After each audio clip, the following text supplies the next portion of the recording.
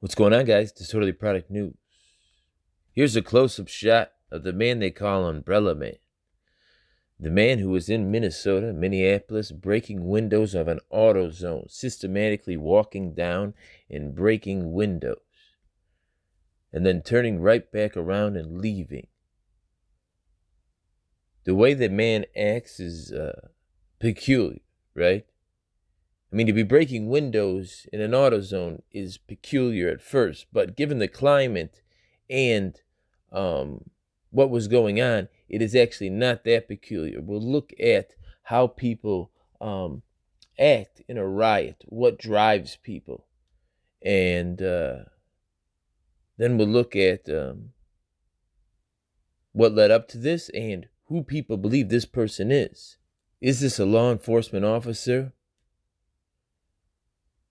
who's trying to incite a crowd into more dangerous, violent activities so the police can in turn start arresting them and quell the violence, quell the protest?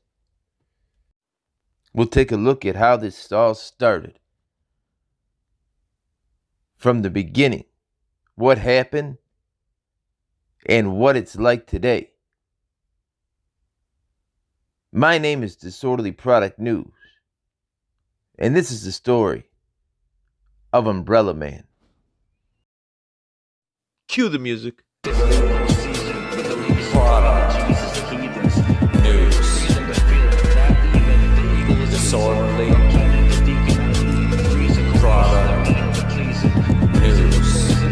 The indicated time is about 20 minutes past. A blue Mercedes has been parked curbside on East 38th Street for several minutes. We do not have footage showing when it arrived. George Floyd is in the driver's seat. A police car pulls up in front of this local convenience store and two officers walk in. Minneapolis police said in a statement their officers responded to a report of a forgery in progress, meaning someone was trying to use counterfeit money in a store. The story goes, as told by the store owner, that somebody came in first with a $20 bill and it was spotted at the point of purchase. This person was in Mr. Wallace's party.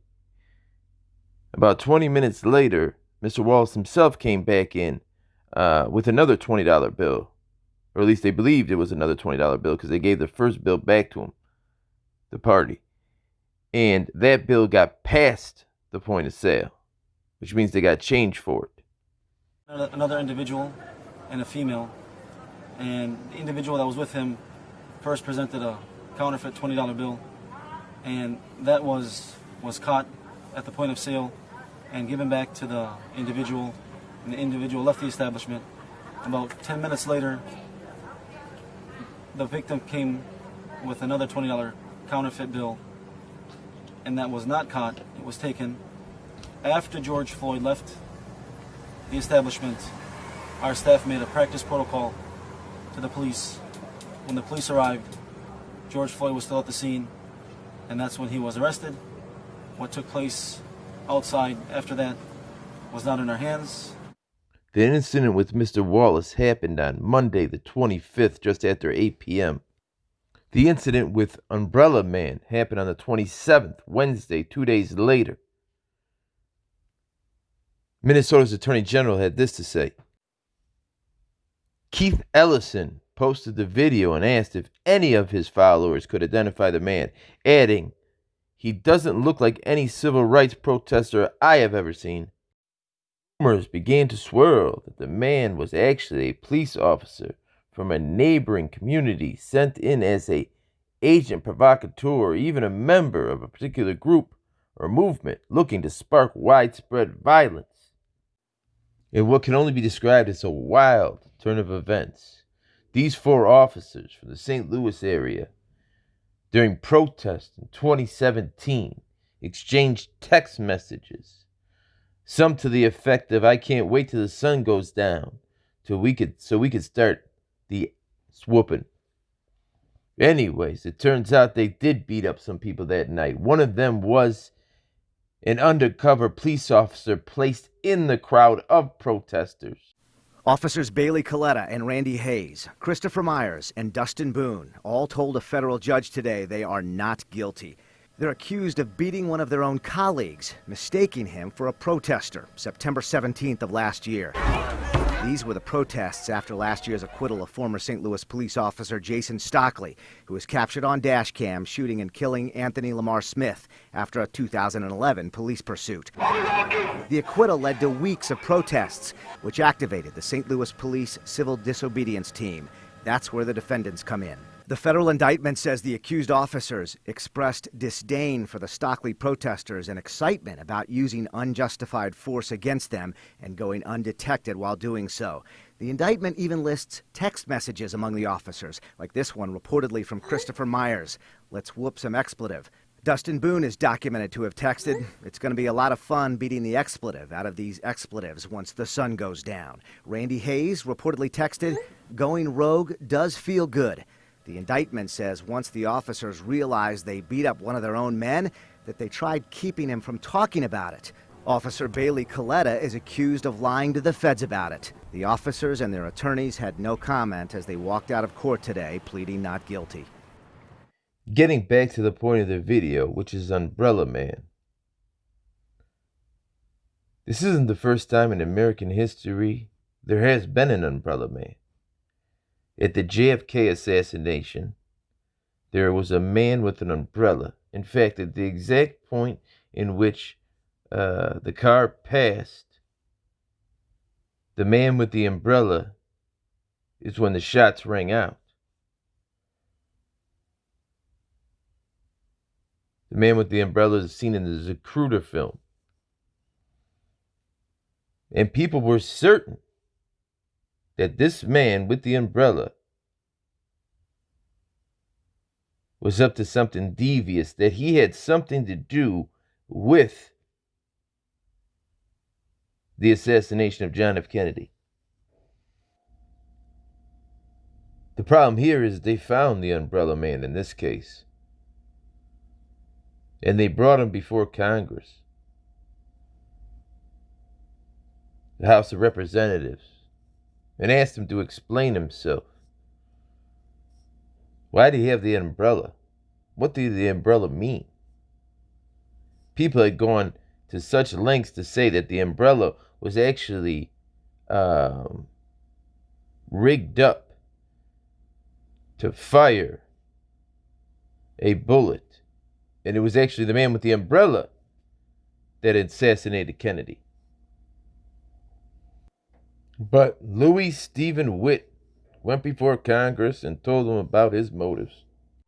Why he had opened the umbrella and was standing there that day. The open umbrella was a kind of protest, a visual protest. It wasn't a protest of any of John Kennedy's policies as president. It was a protest at the appeasement policies of Joseph P. Kennedy, John Kennedy's father, when he was ambassador to the Court of St. James in 1938 and 39. It was a reference to Neville Chamberlain's umbrella.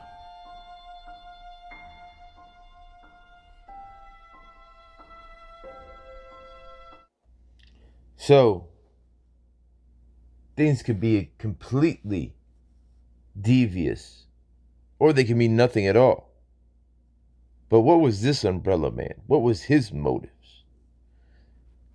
There are three classical theoretical explanations of the crowd that endure in the popular imagination. The first, the mad mob theory, suggests that individuals lose their sense of self, reason, and rationality in a crowd and do things that otherwise would not do as an individual. Being somebody that's interested in psychology, there's a reason why they put this number one in the three. It's the most likely of theories, right? In a hyper emotional state, surrounded by people, you no longer are acting as an individual. You move in a wave with the crowd. As long as the crowd's doing it, it becomes okay. You by yourself, alone in that parking lot, would not do that. But as long as the crowd's doing it, it becomes a wave of emotion and one feeds off the other. Well, he's doing it's all right, and the other person is thinking, well, if they're doing it's all right. So now let's look at Umbrella Man. Part of that shit.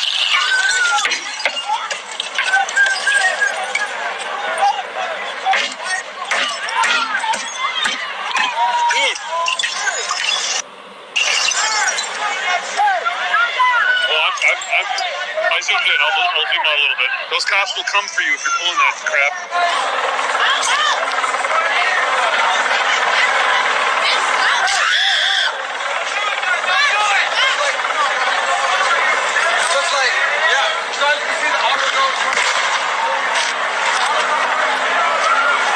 With the hammer and smash the windows. I'm gonna fight you right now. You wanna go? What's up? Somebody hold my blunt. Hey, somebody hold my blunt. I'm gonna get it. Hey. Are you a fucking cop? What's up?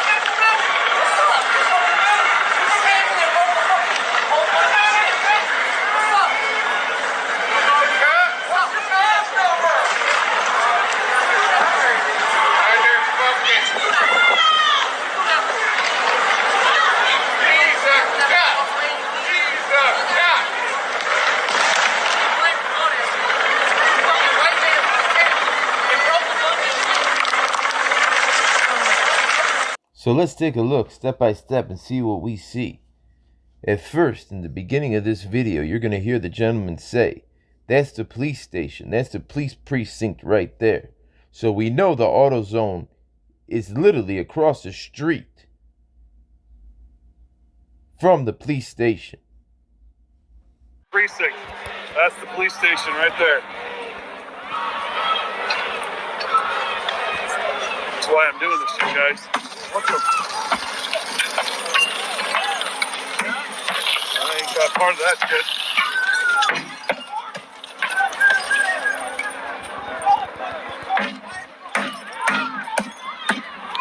Dude.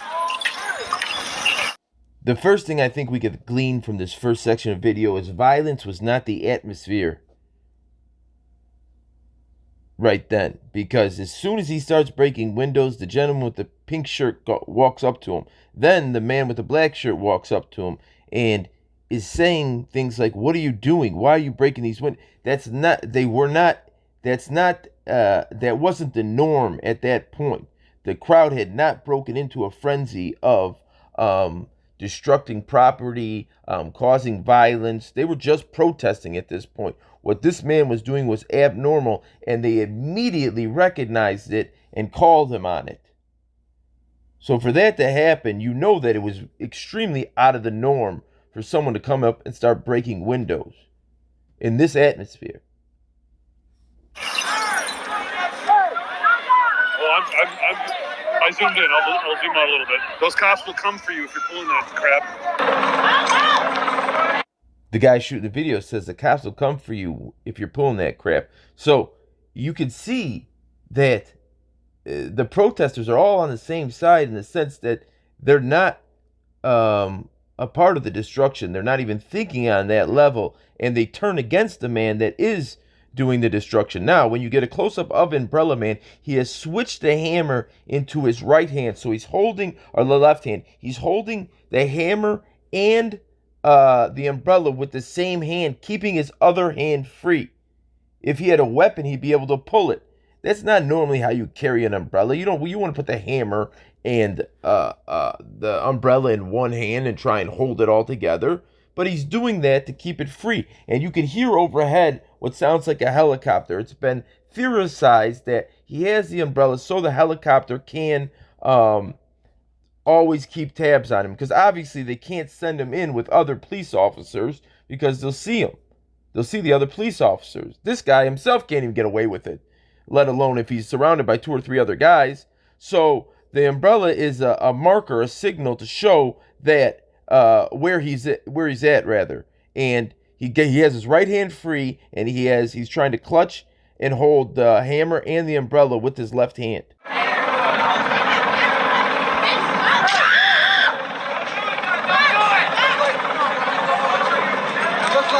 Yeah, so you can see the auto goes. Guy just came with a hammer and smashed the windows. I'm gonna fight you right now. You wanna go? What's up?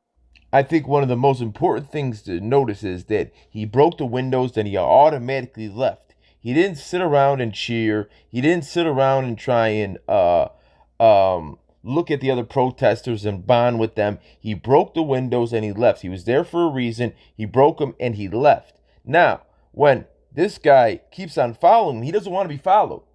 If you're going to follow me, I'm going to fight you right now. Who talks like that?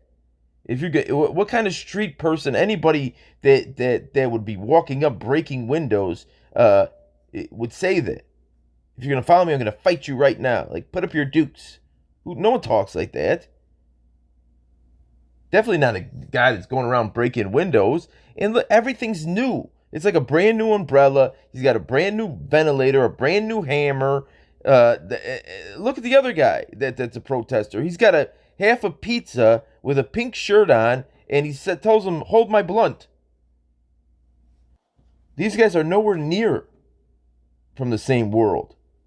What's up? Somebody hold my blunt. Hey, somebody hold my blunt. I'm gonna give it up. Hey. Are you a fucking cop? What's up? Somebody yells, "Are you a cop?" Because what he's doing is so weird and how he looks is so off. He looks like he's dressing up to try and look like a protester, but he's not really a protester. And they ask him, "Are you a cop?" He goes, "What does it matter?"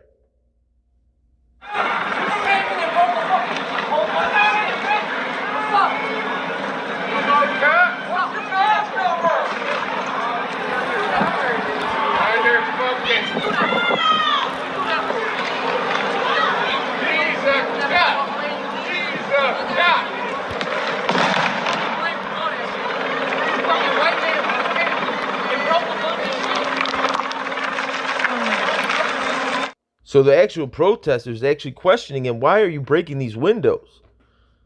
So it obviously wasn't the atmosphere. Nobody was in that kind of mood. This guy's in a very, very, he's doing a job. He's going one window by one window, not missing any, breaking them, leave. Completely get out of there. "Why are you following me? Don't follow me. Get away from me." Like, what? Just breaking windows and leave like it was a job. I mean, if this doesn't yell he was doing a job, I don't know what does. He doesn't try and make any kind of emotional connection with the protesters. He doesn't look like he's doing it for any other reason than it's a job. He has to break those windows and then leave, because everybody that walks past that AutoZone now sees those broken windows. Oh, it's gone to this point. We can do that now. You know, that's the theory behind the angry mob. Once they see that those are the limits, okay, that's what we're doing now. Okay, let's do that. So, if you ask me, 100%, this guy is definitely not a protester. Whether he's an actual police officer or not, I don't know. What was he sent in by the police? I mean, I don't know that there's a better explanation than that. But they have an actual individual in which they think it is. It's this individual. Now, I'm not going to give out his name because I have no idea. Nobody has any idea if that's him. I mean, they're both white guys. That's about it. I mean, I don't know how you draw any kind of inference that that's him. But I think what stoked the flames of this fire is that this gentleman's ex-wife came out and said that's actually her respirator mask. She recognizes it, and he's a police officer from not Minneapolis but St. Paul. But you know, I don't want to say that, because remember in the JFK thing, they thought for sure the guy with the umbrella was a guy signaling to shoot. Not only was he not a guy they went as far as to say that he actually had something triggered in his umbrella. And it turned out that it was nothing of the case. It was nothing of the sort. He was drawing some kind of protest between Kennedy's father, Joseph Kennedy, and the Prime Minister of England, Neville Chamberlain, which nobody would have ever thought, right? So there's a million different qualifications. There's you can extrapolate this out to the millionth degree. You'll never really actually know. So to say that that's him, to give the name, I think would be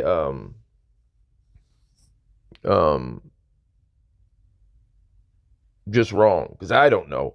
But what I do know is this: if we broke down that video, I don't believe at all 100% that that's a protester. That's somebody who's doing something in a very systematically orderly way and then leaving. He's there to do a job and then leave. So why he's there and who sent him there, I don't know. What I'm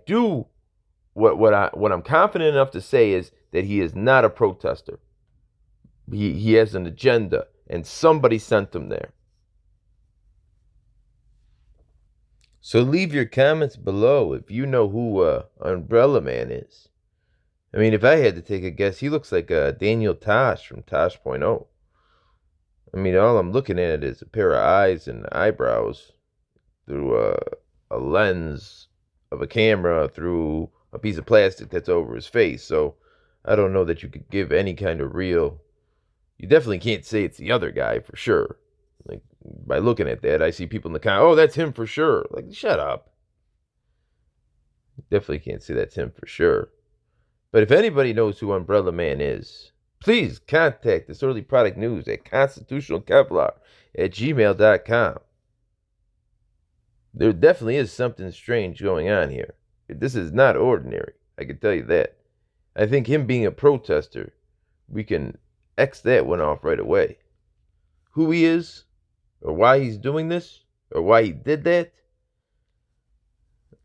we can only theorize. Anyways, write down in the comments below who you think Umbrella Man is and why he did what he did. My name is Disorderly Product News. Good night.